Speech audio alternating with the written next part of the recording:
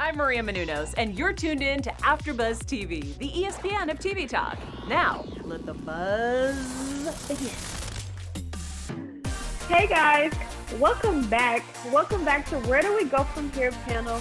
I'm your host, Sierra Stafford, and with me tonight I have the lovely Miss Dot McDonald and Miss Leigh Broadway. How are you ladies doing tonight? Hi, how's everybody doing tonight? Good. So we're talking about where do we go from here. So if you don't know, this came on TV. Oprah, she kind of mediated this whole thing. So before we get into the actual episode itself, what did you ladies think of the overall episode? And I'll start with you, Dot. For me, it was very informative. I got a lot of information and a lot of things to think about that I wasn't thinking about before. And I'm sure we will get into all of that, but the reforms and the reparations. And I was just so proud of everybody up there kind of speaking their individual point of view, because collectively everyone had something strong to say. But I will say that I was very overwhelmed. Watching it at the end, I said, wow, we have a lot of work to do. Yep. I agree. What about you, Leigh? Well, I enjoyed the various perspectives. Everyone had their own personal story of situations where they've experienced racism in their own lives and their own families' lives. And I also enjoyed hearing about some of the solutions that each individual contributed, to the conversation about what we can actually do to move forward so that we don't remain in this place. Yes, I totally agree. So with everything going on, with the whole protest, the Black Lives Matter movement, has anything affected you guys personally since this has started? Or, is there anything that you guys have been doing, whether it's been protesting, donating, anything of that? And I'll start with you, Leigh. I've actually continued to put the word out about a lot of the protests and also events that are occurring around the city. Events and so forth that are assisting the protesters knowing where to go and what to expect and so forth. And also, I'm an intercessor. And so I also believe in seeding every situation with prayer. So I've been really focusing on praying for the families, number one, for comfort and healing. It's one thing to have the spotlight on you when these situations happen. All of a sudden they're thrust into the limelight. But when all of that dims, they still have to deal with the grief and the hurt from the losses they've experienced. So I like to cover them in prayer as well. Yes. I have for sure been directly affected, especially moving through my work environment and truly seeing how different companies are handling this, and really feeling that feeling of being uncomfortable in a place where you might be confirming some of those accusations and things that you thought of before. I am typically a very passionate and fiery person. I'm usually the first one down in the middle of LA with my signs. And this time I'm really just sad. I haven't had that same drive. I've been internalizing everything. I think there's a lot of trauma, and I think that is affecting us all in different ways. And I just want to say kudos to those that do still have it in them, that are still down there protesting and marching and shouting and yelling. And I just want to say to you ladies that I'm glad that you're here. And I want to say to you guys that you matter. Yes, thank you. You matter too.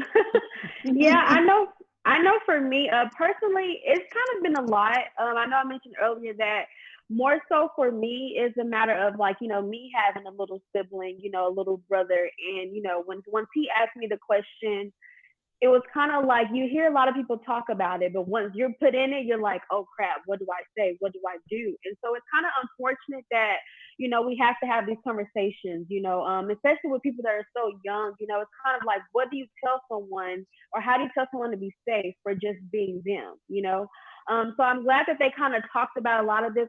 David, and if you don't know David, he played Martin Luther King Jr. in the movie Selma, and he talked a lot about this topic, and him having a son and how it's just hard to just have those conversations, or the talk, as we like to call it, have the talk, with your younger, whether it be young Black men or young Black women, because it's women as well. So I wanted a quote that Ava DuVernay said. She says, "It's not a broken system. It was built this way. It was built to function exactly as it is." So, of course, she's talking about America. So just from reading that quote, I want to ask you, Di, what did you take from that, and what type of vibe does it hold for you? I love Ava DuVernay. I like praise her. She is such a goddess. And when she said that, it really was a moment that it dawned on me that, 400 years ago we had slavery, but that's not where it ended. So she's absolutely right. There is systematic racism that was put in place so that no matter what, African Americans wouldn't be able to succeed. So when we look at the overall picture, she's absolutely right. The system is not broken. The system is doing exactly what it needs to do. And it's time for us to rise up and to rattle that thing and to create a new one. It's such a harsh reality going back to you talking to your little brother. It's so sad that that's a conversation that is held in every African-American household. And how crazy it is at such a young age, you have to teach a child that no matter what, they have to be extra, extra careful just because their skin is darker. Mm-hmm. Very unfortunate. Do you have anything to add, Leigh, to that? Well, I just want to echo, yes, we know the system is broken and it was built on the backs of Blacks through, the last 400 years. And so as a group of people, we know that we have certain challenges and difficulties that others may not face. And so what we want to do and need to do is come together collectively and provide solutions and talk about what we can do to put people in the offices, political offices, so that they can be a voice to the masses and people that understand and know what policies need to be changed and should be changed, and continue to educate ourselves about the issues so that we're not ignorant and uninformed about what we can do as individuals. And that's to educate ourselves in every area and understand finance, understand housing, understand our rights if we're approached, right, by a police officer, understand what we can do to continue moving forward and, continue to see change occur and affect that change. Yes, I agree. And that's one thing I love about this whole part 1 and part 2 series discussion, that I feel like I learned something from everyone that spoke. They all talked about, it's more than social media. It's going to take more than reposting something, posting it. You have to sign petitions. You have to donate. You have to go out and protest. You have to go vote. And we're going to talk about voting because that's one of the main things that we talked about. And in part 2, Stacey Abrams, I love that she talked about voter suppression. I don't know if you guys heard the term before, but basically, convincing minorities or trying to make it sound like voting is not a big deal, it's not major, it's not important. And that's kind of also affecting our community. But we all know that, it's not the system the system are the people, basically. So we can't fix the system if we don't fix the people that are making the rules, basically. So voting is very important. So that's something that stood out for me. Is there something that any of the people that spoke that stood out to you guys that you didn't know, or something that you can share as something that you took away from it?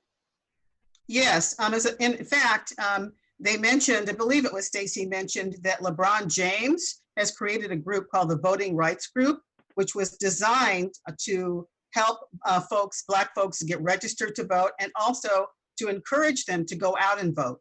So he's created this with a lot of other famous athletes and so forth, and that's going to help create awareness about the importance of voting, why your vote matters, and how you should get involved to help others become prepared to vote, so that we can avoid what happened in Atlanta this last week, where the machines weren't working and there were long lines. We need organization. Order is very important in order to achieve our goals. Yes. I want to go back to you mentioning social media, and I will get into what I did learn from this. I know you mentioned that we have to go beyond reposting. We have to go beyond using social media as a tool. But I do just want to take a moment to honor the fact that in this time, social media has been a very powerful tool in the way that we have communicated, the way we have organized, the way that's how we all found out about George Floyd. I've always thought that African Americans were the pioneers of social media with our memes, with our hashtags, with our captions. And I've always thought if we could just use this for our advantage, the game is over. And this is the first time that I really see that we have used social media in a way that we can now change the world and calling out these companies. Now back to you asking, what did we learn from this part 1 and part 2 series that we didn't know before? I can't remember exactly who said it, but there was a moment where one of the panelists said, even if African Americans do everything right, if we go to school, get straight A's, if we go to college, we still will be years behind white people. There's no matter what, they have had a head start in life. they've been able to accomplish and build their generational wealth, they are always going to be richer. And for me, that really stood out to me. And that's when I really started to listen in and tune in about these reparations. To me, that's always been something I thought that Black people were joking about, but really when I heard that statement, that's when it finally became real to me that could be a huge difference for us. And, I'm glad you mentioned that, because I know we kind of talked about it briefly earlier that, a white person that has a high school degree versus, someone Black having a master's degree, that person could still have a higher wage than you. And it kind of sucks because, in our community, we kind of get looked down upon for certain things, as far as poverty or, you're suffering from this and that. But like you mentioned, that's just how the world has been set up. They just naturally got an advantage. And had we had those same advantages, a lot of the things that or normal to us wouldn't be that way. So it's all about, like what we mentioned earlier, educating ourselves, but not only just Black people educating ourselves, other races to educate themselves as well, to understand the root of the issue and why things are where they are. And it's going to take a lot of us. It's going to take not just us, but it's going to take the whole world, race, color, size, to fix this matter. And so speaking on that topic, I want to move on to white allies. So this is something they talk more about in the part 2 of the series. And I know we've been hearing a lot about this, people you may work with, go to school with, or is anyone asking you guys, what do I do? Or you have people that, are saying, well, I done had to lose some friends. I had to unfollow a few people. It's just been so much going on. So have you guys had any personal experience with this since this happened? What about, I want to ask you, Leigh, first. I've had, discussions with friends about what the issues are and how it's impacted me individually, and really try to help them understand that all we want is the same thing everybody else wants, to have the same opportunity, the same rights. We want to feel safe when we go out. We don't want to be followed around grocery stores like we're stealing something, right? We don't want to be stopped just because we fit the description of somebody and maybe end up on the ground. So it isn't that we're asking for something different, it's that we want the same rights. And this is the discussion I've been having with friends, that we're not looking to, become this superpower and overtake your race. We're simply looking to be treated as human beings. That's it. And that's the discussion I've been having with folks that I know. I have 100% been getting contacted by white friends. I grew up, born and raised Madison, Wisconsin. I've always been the African-American that everyone felt comfortable to go to. And this is really the first time that I've had to step back. I am on the same playing field as Ava DuVernay when I say that I am tired of explaining myself. I'm tired of having to teach people who are not going out to find the knowledge for themselves.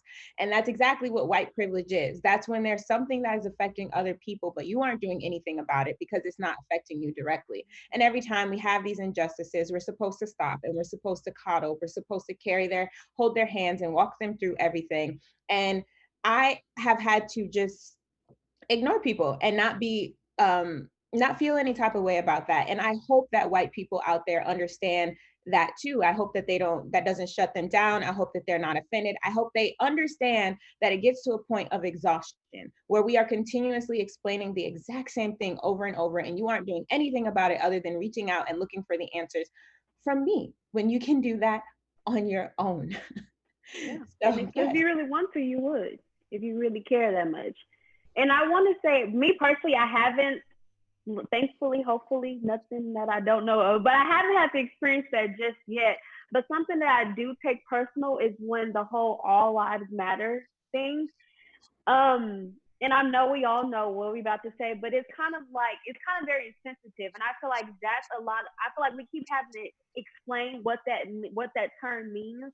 And I feel like when I hear someone says, well, it's all lives, not just Black lives, that to me just shows ignorance. Because it's kind of like, if you see the movement, if you see what's going on, you should know that's not what we mean. You should know. I feel like that should be like a common sense thing. No one's saying, oh, we didn't say only Black lives matter. We're saying Black lives matter because only Black lives have been affected. And I seen a post, I'm sure you've seen it, but it said all lives can matter until Black lives matter, which is 100% true. That's what all means. It means all races. So for me personally, that strikes my nerves every time I see it. So I really just want to put that out there so people can understand what that means and, not to preclude us, because I feel like you just saying that, you're just precluding us even more. You're basically showing your true colors by making that statement. So just had to put that out there for you guys. And then one more thing I want to talk about before we get into our other segments, police reform. So we talked about everything's going to take to change this, but one of the main things that people are talking about is police reform. It's going to take a lot more to happen, and not just in all over the world, really, when it comes to police to change it. So did you guys get any tips on how to go in that direction as far as when it comes to police? Dot? In terms of the reforms, what I really took away from all of this is the education that everybody must have, not just African Americans, but Black people. Once we are all educated on this systematic racism, we will understand that there are things in place that have to be changed. First, everybody has to be in agreement that this is an issue. The second thing is African Americans and people of color, we need to be in these positions to be able to sign these bills, to sign these laws, because no matter how much we present them, no matter how much we learn, if there is a racist person or a person that doesn't agree, that is in position, that has to sign off, it's not going to happen. So when I said we've got a lot of work to do, everybody in the masses, meaning the humanity, has to be in agreement that this is an issue. Then we all have to put people in places where they belong and where they will be treated and act accordingly.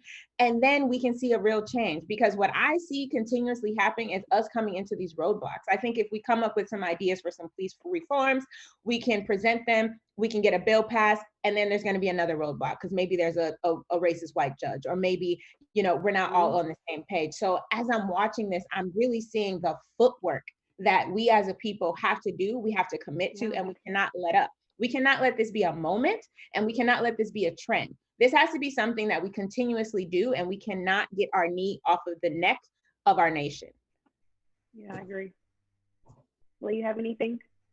I have several thoughts. I heard Don Lemon say on CNN the other night, he posed the question, can you legislate the condition of someone's heart? Can a bill or a law change someone's perspective of another human being? And we know that isn't possible. So one, someone was raised a certain way, believing a certain thing, whether it's good or bad, that individual, if they're, old enough to know that they should change but doesn't want to change, a bill's not going to help.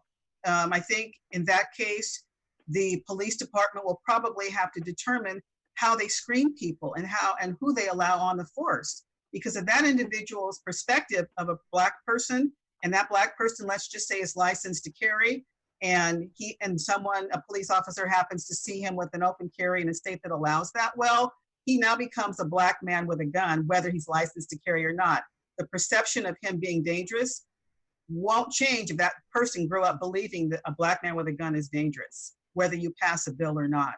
Yes, we have to go behind the scenes and have politicians in place to talk to the police departments, negotiate with the police unions, and find ways so that the police officers' training is changed or somehow transformed so that they can diffuse a situation before it becomes a fatality. So I'm not a police officer. I don't know how all that's done, but I'm just saying it has to begin not only from the inside out, from the heart of a person, for them to be able to change and see African Americans as something other than dangerous. And also it has to become a point of concern in the matter of how they actually screen people for that job and train them and make sure that they are people that can do the job well without going out and thinking that, if somebody runs a red light, they should end up, in an early grave. So I'm just saying.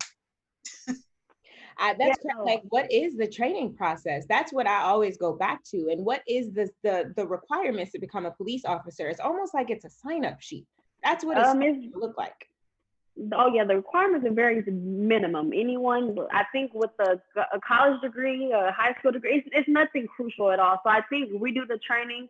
I do want to say someone in Minneapolis, in one more city, I believe, but they actually have started implementing new rules as far as you can't use a chokehold anymore. You can't sit on someone's neck. So, they've been trying to start little things, but that's something going to have to be worldwide. Let's just start there. And two, it's going to have to take a whole new training process. Because you have to understand, there's a lot of people that are here for us, and there's still a lot of people that are not. And we don't know the difference. And, you know, if you're already in that position, how do we take you out of that position until you show, wait till the next incident, you show your true colors? So I feel like everyone just needs to be retrained. It may take, of course, it's not like a simple 1-2 process, I'm sure, but I think it needs to start there. And one thing I do love, so Keisha Lance Bottom, she's the mayor of Atlanta. And oh, I love her. Oh my gosh, I'm sure you saw her speech that she gave.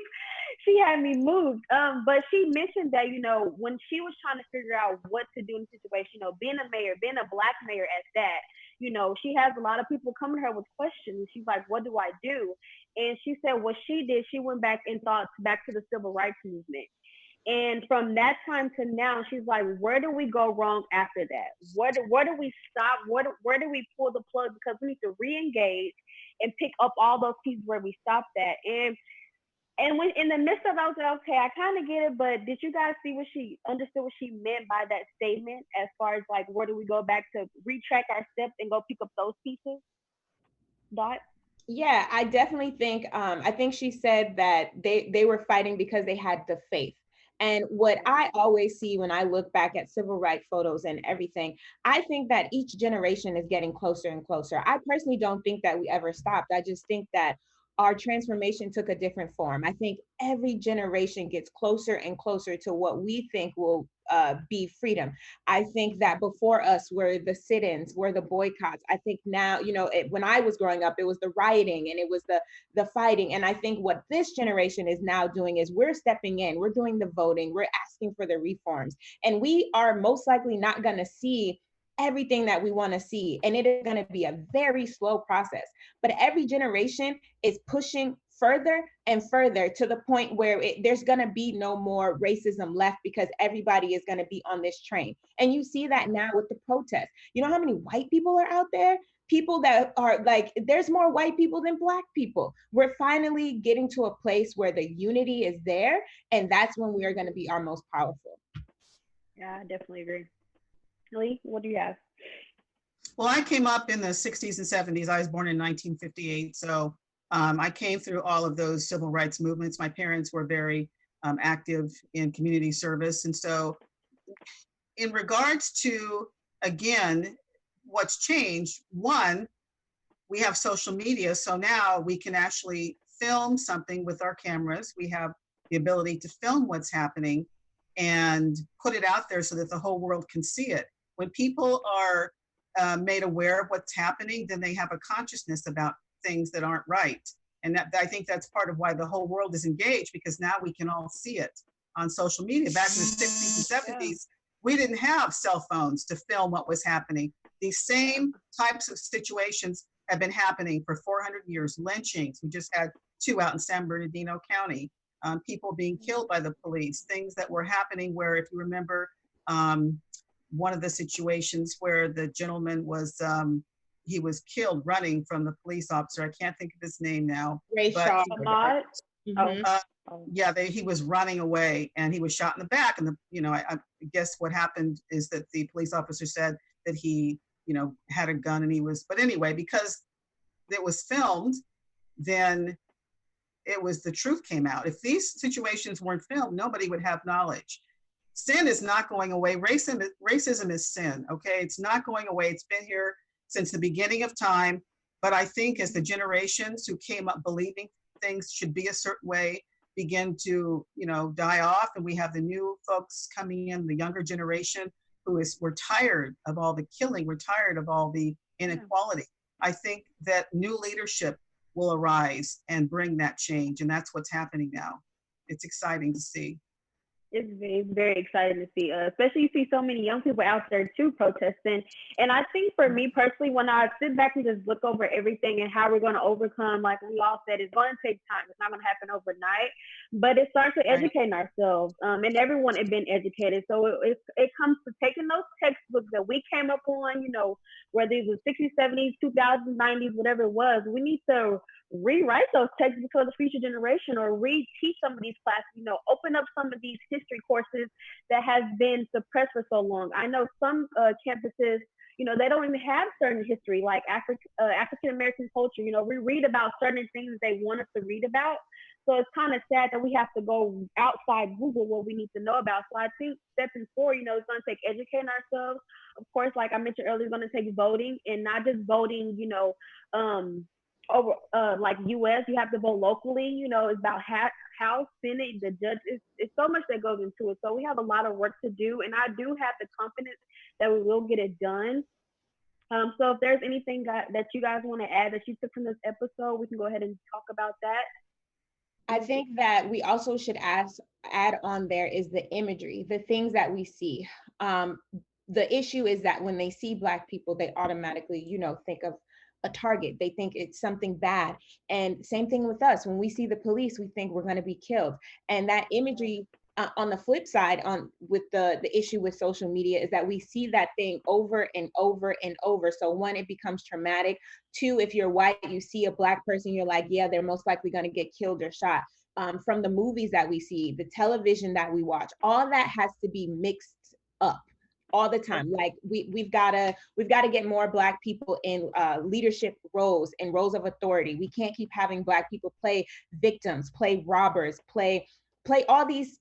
We're just reinforcing stereotypes, and that's another issue why police are scared and afraid. On top of just thinking that Black people are stronger than them and can defeat them, that's also why they are afraid. So I think that that's another thing I wanted to add was the imagery aspect, because that when she mentioned that, for me, because I'm into filmmaking and stuff, I cannot wait to see how that translates and how we start to implement that into our art. It's going to look crazy at first, and that's going to really prove to us that we have been conditioned to look at us in a certain way. But I need to see an Asian drug dealer. I need to see an Asian victim. Have you ever? You see what I'm saying here? That's the issue. That's a problem. Let's change it. Let's hold each other accountable. Let's stop watching the shows that won't mix it up, because that's where the issue lies as well. When you're watching it and you're growing up, the targets that the trainers are being trained with, they're Black body figures. What? Unacceptable. That's a really good point. Glad you brought that up. What about you, Leigh? I heard and was reading about Ebony K. Williams. She's a host and executive producer of a new show called Revolt Black News. It was started by P. Diddy Combs. And so she's actually going to be bringing news clips and historical pieces and really important information about what's happening in the Black community and putting it out there in a positive way. Again, it's called Revolt Black News and State of the Culture.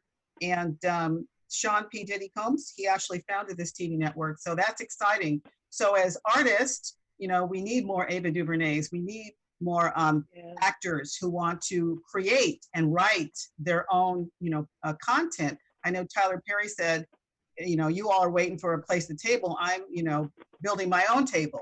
Yeah. So we have to go out there and do what we're talking about. We can't wait for anyone else to do this for us. We're gifted people. We're bright. We have lots of interesting stories to tell, important stories to share with the world. We have to be bold enough to go out there, learn how to get the backing for it, learn how to ask for help when we need it, educate ourselves, take classes, and begin to create our own content so we can put the positive images out there that we feel the world should be privy to. Okay, I have a really quick question because you guys kind of brought this up about filmmaking. I know there's always been like a lot of backlash between we have like a lot of movies that are out there about slavery or about the oppression that we go through. Some people are like it's traumatizing. For example, when they see us, I know people to this day that still have yet to see it because they're like, I don't want to watch that. I don't want to watch my people go through something like that. It's too traumatizing for me. But you have some people on the other hand that are saying, well, these movies are educating us. A lot of times we may not know things and we learned from the movie that was based off of a true story. So would you say that we should just not talk about that, or we should just have more variety, or we should see it as much? Because some people really don't like seeing stuff like that, but then again, some people like to see it so that we can be more aware of those type of topics. So it's like if we take those away, not saying we don't have any other sources to get that information, but do you feel like that will have some type of effect as well? I definitely think that we can still have those type of films. And I want you to think about that. The fact that When They See Us is like a horror movie for us, and it was just a reality of some young boys. If there are people who are afraid to watch it, and those are the type of movies that will provoke a a change in your thought process. So I think that that type of film is needed. I think with the slave movies, the only issue is that the only time you really see a full Black cast is either when we're being slaves or we're being in some comedic aspect sort of thing. So if we had more of a variety, everybody could get their little thing when they needed to. But it's like when we see an all Black cast, it's typically a slave movie. Or when we see an all Black cast get nominated for an Oscar, it's typically a slave movie. The only time that we can get highlighted or celebrated is when we are doing what the white people want us to do and we are perpetuating the stereotypes that are already on us. That, I think that's the issue. So I think if we are giving more opportunities in the film world to create more authentic stories that tell all of the stories of African Americans, for one, I think that white people would be able to understand us more. And for two, then we would have that variety. I think that there's a very one tone level that people have when it comes to tolerating or watching or being entertained, seeing Black people on television. I need them to see the more middle class, the variety. We're not all one way at all. And that needs to be reflected in the things that we see. Yeah, I agree. I completely, yeah. Yeah, I agree. I think that, well, first of all, the history books probably weren't written by Blacks. Okay, so the perspective of history is not all of what it is because they're not telling our full story, as you said earlier, Dot. So it's important for Black historians, writers, to take a look at what's been written and delve into that and actually rewrite the whole truth, the whole history of the Blacks, you know, our ancestors, who we were before we came to America, the richness of the culture before the culture was destroyed by families being separated. We have a responsibility for those of us who are gifted to do this, to tell the stories, for those of us who are actors, writers, creators, whatever gift you've been given, use what's in your hands and bring that rich history to the forefront so that the world can see more than just the slavery piece. That's all people seem to know and understand because that's what they're reading in the history books. So the history books probably need to be dissected and rewritten so that the whole story is told properly. Oh, wow. And I do agree because Hollywood is good for it, honey. They'll go make it quick. Okay. so Dot, you know, we need you, Miss Filmmaker. So, you know, I'll be rooting for you because listen, I'll be watching for you, girl, because we need you. We need more of you. And, you know, if you're watching, you know, and not just filmmakers, we need more Black doctors, lawyers, judges. And I love that Megan Thee Stallion, she kind of made a tweet about that. You know, she was like, you know, go for the higher education because we need more of our people in these higher up places because that's also going to be a part in helping our change. So let's navigate to we got there was a really jam-packed part 1 and 2, honestly and truthfully. So I would highly suggest go watch it. It was very, very informative. I really enjoyed it. They're about an hour long a piece. So that was the episode. So let's get into our special segment with Dot. Yes, our special segment is going to be called Call Them Out. And this special segment is really where I want to highlight celebrities who are using their voice and their platform to ignite change. A lot of times African Americans are really afraid to speak out because they're always in a position where someone has authority over them or have power over them. But we are in a time that it is so important to call people out and to hold people accountable because we're really rallying behind each other and pushing each other forward for change. So first, I want to highlight my girl, my favorite, Beyonce, okay? So she's so poised, she's so classy, she's so sassy. And she wrote an open letter to the Kentucky Attorney General, and she urged him to bring forth charges against Breonna Taylor's murderers. She urged him to commit to an investigation and prosecution, and she urged him to investigate the LMPD response to Breonna Taylor's murder. She signed it with her signature, and I thought that it was incredible to have somebody of her stature be a part of this movement with us. It's a reminder to all of her fans that yes, I'm an entertainer, but I am a Black woman first. She has been for the culture, stood for the culture, and I love that she used this opportunity again for us to get Breonna Taylor her justice. They just passed the law, Breonna Taylor's law, with the no-knock warrant, but her killers, her murderers still haven't been arrested. Make it make sense. The other person that I want to highlight is Kyrie Irving from the NBA. If you guys don't know, the NBA is expected to resume, I believe, next month in Orlando. There was a Zoom call with over 80 of the NBA players, and they were just voicing their opinions with everything that's going on. And Kyrie Irving said on this call, I do not support going to Orlando. I am not with the systematic racism. Something smells fishy. So I thought it was incredible for him as an NBA player to really take a stance. You guys know majority of the NBA is Black people. What if all the NBA players said, we're going to sit this one out till we can figure some things out? And that is the type of thing that we need to have happen, where we have all the African Americans on one page and we can really make some noise and continue to be in the faces and make some real changes. So shout out to Beyonce and shout out to Kyrie Irving. Yes, I agree. I think the NFL is doing something as well. Don't quote me on that, but I think I saw something. They're like, we're not playing. They did some type of movement together, and I was like, yes, that's what it's about. Yeah, and I mean, like you said, most of the sports. I mean, everyone knows that sports is African American dominated. So I mean, and I feel like this whole movement has made us realize. I think we've always known our power. But I think this movement made us realize it even more, because if we take away ourselves, if we take away our business that we give these people, come on now. What does America have left? That's going to shake some tables there. So, but it's all about staying persistent.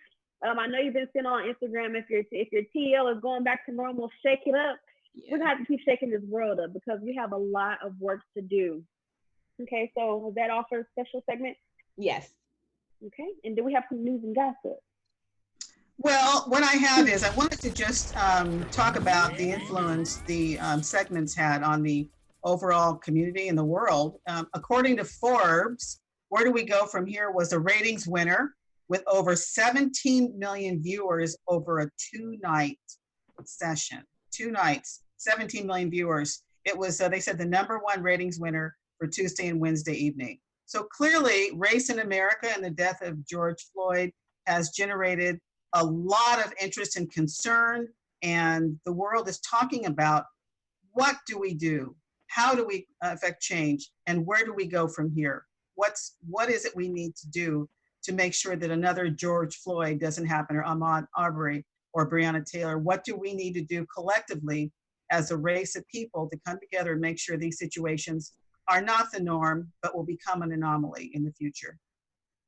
Yes, I agree. Oh my gosh, y'all, this is a lot. And I feel like we really could have talked way more, but that was all we have for you guys tonight. I highly suggest going to watch part 1 and part 2. It is on OWN TV, so if you want to just go watch, you can watch the first 2 episodes for free. So I suggest go watching that. I encourage everyone to make sure you go out and vote. Wherever you are, make sure you go check your registration deadline. Please go out and vote. Any other tips or suggestions or anything you guys want to share before you wrap up tonight? Before we wrap up, go ahead, Dot.